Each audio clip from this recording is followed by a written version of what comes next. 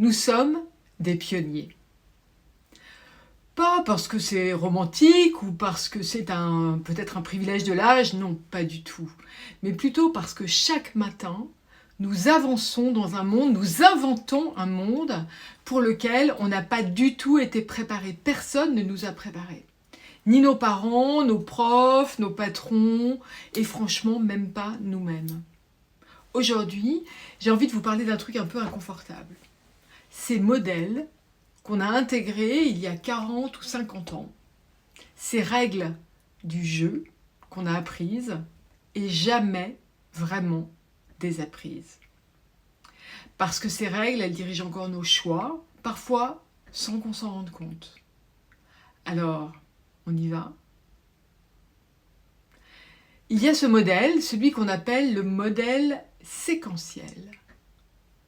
En gros, on grandit, on apprend un métier, on apprend à se comporter comme un adulte, on travaille pendant 40 années, un peu plus, et puis à 65 ans, on se retire, on se repose. Alors c'est peut-être 62, c'est peut-être 67, mais voilà, on se met en retrait. Simple, précis, ordonné.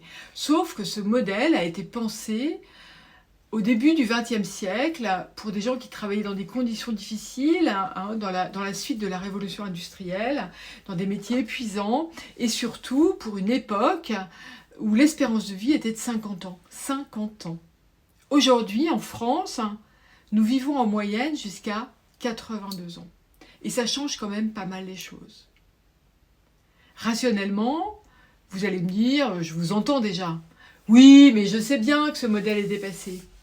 Bien sûr.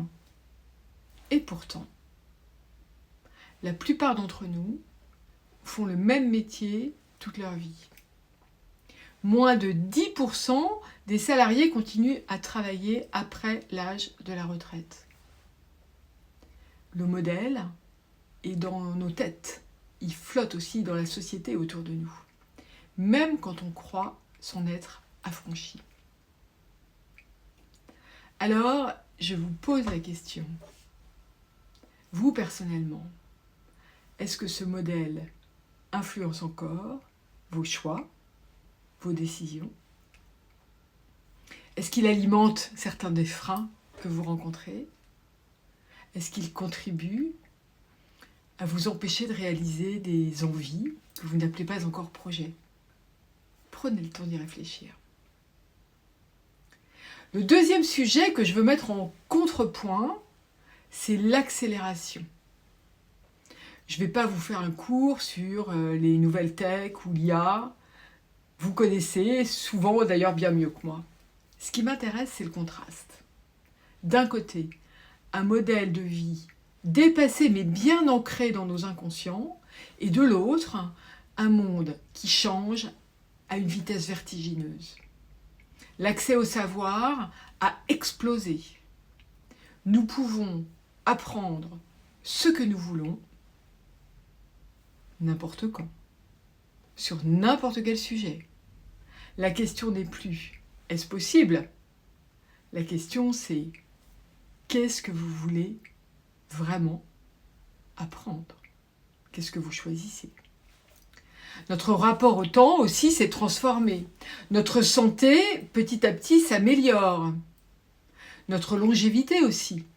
Mais en même temps, notre concentration s'érode, s'effrite. Nos compétences deviennent obsolètes à une vitesse vertigineuse. Peut-être pas toutes, mais certaines d'entre elles. L'information non vérifiée circule partout. Et puis, il y a une idée reçue que je trouve intéressant de questionner. On pense souvent que les jeunes, les natifs du digital natives, sont mieux armés que d'autres pour naviguer tout ça. Je ne suis pas tout à fait sûre. Il faudrait que ça soit documenté d'ailleurs. Toutes les générations vivent ces révolutions en même temps. Ce qui fait aussi la différence, c'est peut-être moins l'âge que l'environnement social et culturel, la curiosité, l'envie d'explorer. Alors voilà ce que j'ai envie de semer aujourd'hui. La vie est longue, de plus en plus longue. La vraie question, c'est qu'est-ce qu'on va en faire. Changer de métier, c'est plus un échec, c'est une option, une possibilité. Peut-être un jour, ça sera une probabilité, plus vite qu'on ne le croit. Qui a dit qu'on devait faire la même chose toute sa vie? Le travail se réinvente, hein. On parle de portfolio careers, hein, de carrière portefeuille, de temps partagé, de freelancing, de fractional jobs, de conseil en indépendant, voilà, de responsabilité fractionnée. On peut voir ça comme une dégradation, mais on peut aussi voir ça comme une liberté nouvelle. Et le sens dans tout ça, c'est un mot qu'on entend partout et que moi j'entends beaucoup dans la bouche des 50 ans et plus que j'accompagne dans leur transition. Et je vais me permettre de vous bousculer un peu. Il y a parfois une confusion entre chercher du sens et chercher à tout prix à prendre soin des autres d'une façon inconditionnelle. Et il me semble que ce n'est pas tout à fait la même chose. Dans le travail, salarié ou indépendant, je crois profondément à la recherche d'éthique, de respect, de sécurité psychologique et aussi d'utilité. Extrêmement important l'utilité. Ça, c'est la base. Et c'est déjà beaucoup. Mais le don de soi, l'engagement inconditionnel, ce n'est peut-être pas à votre travail de remplir cette mission-là. C'est peut-être vous qui choisissez de l'exprimer dans le bénévolat, par exemple, dans l'engagement personnel, dans la transmission. La question n'est pas rhétorique. Elle mérite une vraie réflexion, une vraie réponse, la vôtre. Être pionnier, ce n'est pas réservé aux aventuriers. Ce n'est pas réservé aux gens qui ont tout quitté pour vivre dans un camion, par exemple, la van life.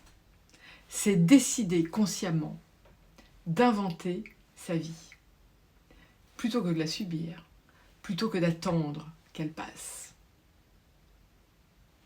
Vous avez toutes les cartes en main, l'expérience, la lucidité, le recul, des trésors infinis. Il ne manque peut-être qu'une seule chose, la décision de vous en saisir.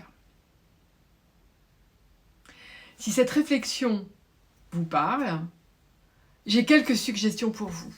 La première, abonnez-vous à la Rébellion, au travers de Rébellion TV, la chaîne YouTube, parce que chaque semaine, on creuse ces sujets ensemble. Le travail après 50 ans, le business, le mindset, la longévité. Des sujets très concrets pour des gens qui ne se résignent pas. La deuxième, c'est la newsletter que vous pouvez recevoir chaque semaine, qui est lue par plus de 3500 personnes. Et le lien est juste en dessous dans les commentaires. Chaque semaine, elle arrive directement dans votre boîte mail. Et si j'en crois les statistiques, beaucoup d'entre vous, une très grande majorité des abonnés la lisent. C'est des exercices guidés, mes propres réflexions. Et puis si cet épisode vous a donné matière à réfléchir, envoyez peut-être cette vidéo à une ou deux personnes à qui elle sera utile. Allez, salut les rebelles, à bientôt.